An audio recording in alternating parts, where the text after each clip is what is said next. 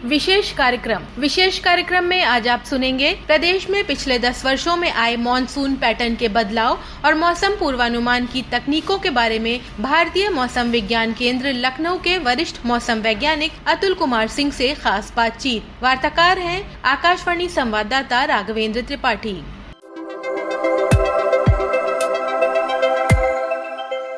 प्रदेश में मानसून सक्रिय हो गया है। जगह जगह हल्की से तेज बारिश हो रही है। ऐसे में मानसून का इस वर्ष प्रदेश पर कितना असर रहेगा, क्या चुनौतियां रहेंगी, इसी विषय पर बातचीत करने के लिए हमारे साथ मौजूद हैं भारतीय मौसम केंद्र लखनऊ के वरिष्ठ मौसम वैज्ञानिक अतुल कुमार सिंह जी। सर, आकाशवाणी में आपका बहुत बहुत स्वागत है। धन्यवाद। सर, पिछले 10 सालों में मानसून के पैटर्न में कितना बदलाव आया है? क्या मानसून चक्र में कुछ परिवर्तन हुआ है? पिछले कुछ वर्षों में हमने देखा है कि अक्टूबर के भी महीने में भी बारिश देखी जाती है। इसका क्या कारण है और या कुछ परिवर्तन जो हुआ है? क्लाइमेट चेंज जो होता है वो एक सतत प्रक्रिया है। अभी जल्दी में हमने मानसून डेट्स का अराइवल और विड्रॉल रिवाइज किया है।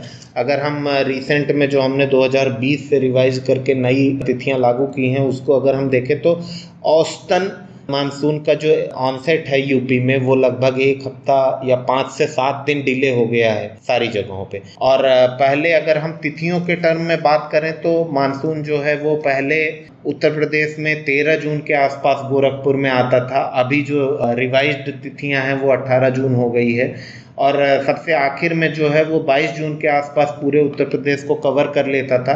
अभी पूरे उत्तर प्रदेश को कवर करने की जो सामान्य तिथि है वो 27 जून हो गई है। इसी प्रकार अगर हम विड्रॉल जो वापसी की तिथि है वो मानसून विड्रॉल उत्तर प्रदेश से पहले 21 सितंबर के आसपास पश्चिमी उत्तर प्रदेश से शुरू होता था। अब उसकी जो सामान्य तिथि हुई है वो 27-28 सितंबर हो गई है और पहले ये 3 अक्टूबर के आसपास निकल जाता था, वो अब 4 अक्टूबर के आसपास पूरे उत्तर प्रदेश से बाहर निकलता है। तो इसी वजह से एक और जो परिवर्तन आया है वो ये है कि अगर हम देखते हैं तो मानसूनी ऋतु में या टोटल वर्षा में थोड़ी सी गिरावट का रुख देखा जा रहा है। लेकिन अगर हम इसको मंथली स्केल पर देखें तो जून, जुलाई और अगस्त जो प्रमुख मंथ हैं इन तीनों महीनों में मानसूनी वर्षा में घटोत्तरी का रुख है उत्तर प्रदेश में। लेकिन सितंबर में बढ़ोतरी का रुख है। उसका मुख्य कारण यही है कि सितंबर में मानसून थोड़ा देर से वापसी शुरू हुई है, इसलिए टोटल मानसूनी वर्षा में घटोत्तरी के बावजूद भी सितंबर में बढ़ोतरी का रुख है, जो कि ये अपने आप में प्रदिष्ट करता है कि मानसून का जो विड्रॉल है वो थोड़ा सा डिलेड मोड में हुआ है। उसी वजह से कभी कभी अक्टूबर में भी बारिश देखी जा रही है। सर, मोबाइल पर आजकल मौसम विभाग की तरफ से वेदर अलर्ट दिए जाते हैं जी।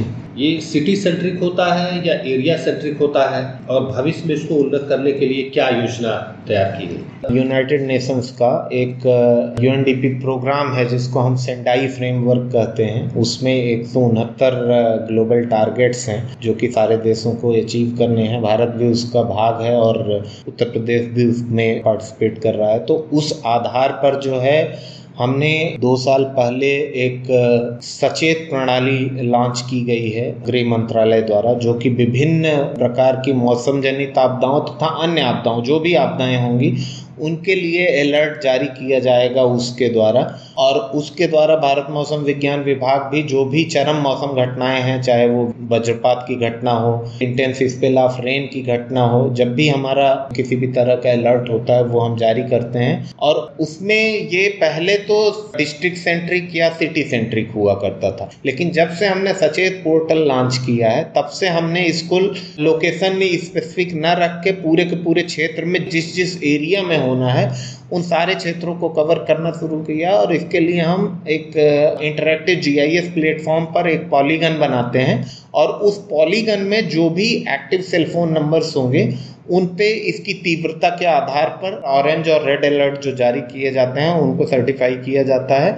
और उस पर्टिकुलर पॉलीगन में जितने भी एक्टिव सेलफोन नंबर होंगे उन पे सब पर यह मैसेज जो है भेजा जाता है। मैं आपके माध्यम से, आकाशवाणी के माध्यम से लोगों से अनुरोध करना चाहूँगा कि वो जिनके पास स्मार्टफोन है वो सचेत ऐप को डाउनलोड कर लें और उसमें कोई भी अलर्ट होगा तो वो बीप की आवाज़ देता है और उस पर्टिकुलर क्षेत्र के लिए एक्टिव होते ही कोई भी अलर्ट आते ही आपको नोटिफिकेशन आ जाएगा। सर, मौसम के पूर्वानुमान जारी के लिए जैसा आपने बताया कि मौसम विभाग कई तरह की तकनीकों का इस्तेमाल कर रहा है, इसमें सैटेलाइट की भी एक महत्वपूर्ण भूमिका है। तो आने वाले भविष्य में क्या कोई और विशेष योजना है या इनसे कितनी सटीकता हासिल हुई है?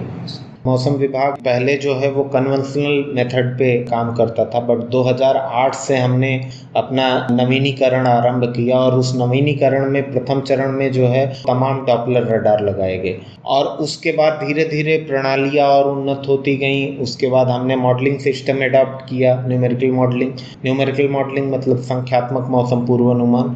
उसमें भी हमने अपने सिस्टम को और इंफ्रास्ट्रक्चर को अपग्रेड किया। अभी रिसेंटली मई महीने में हमने भारत फोरकास्ट सिस्टम एक ग्लोबल मॉडल लॉन्च किया है और इसका जो हॉरिजॉन्टल रेजोल्यूशन है वो 6 किलोमीटर है। मतलब हर 6 किलोमीटर के दायरे पर आपको एक मौसम पूर्वानुमान प्राप्त होगा और ग्लोबल फोरकास्ट सिस्टम मतलब जो ग्लोबल मॉडल हैं उनमें यह दुनिया का सबसे उन्नत मॉडल है। तो हम अपनी मौसम पूर्वानुमान की तकनीकियों में लगातार उन्नयन कर रहे हैं और ये at par the global standard या उससे भी बेहतर है। इसी के परिदृश्य में पिछले साल सन 2024 में एक मानसून मिशन भी लॉन्च किया गया और ये 2024-25 में भारत मौसम विज्ञान विभाग के 150 वर्ष भी पूरे हुए, तो उसके उपलक्ष्य में मानसून मिशन लॉन्च किया गया जो कि 2000 करोड़ रुपए का बहुआयामी परियोजना है। और उसके तहत हम तमाम स्टेट्स में तमाम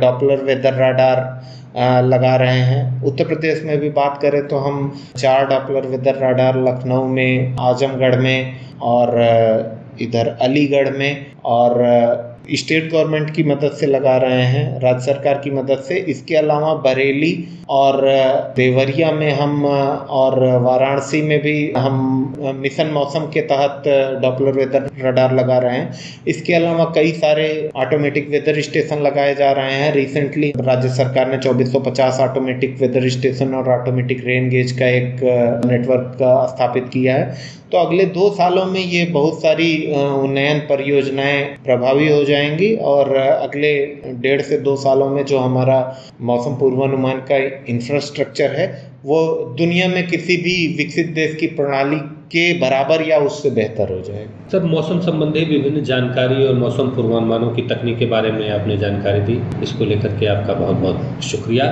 धन्यवाद।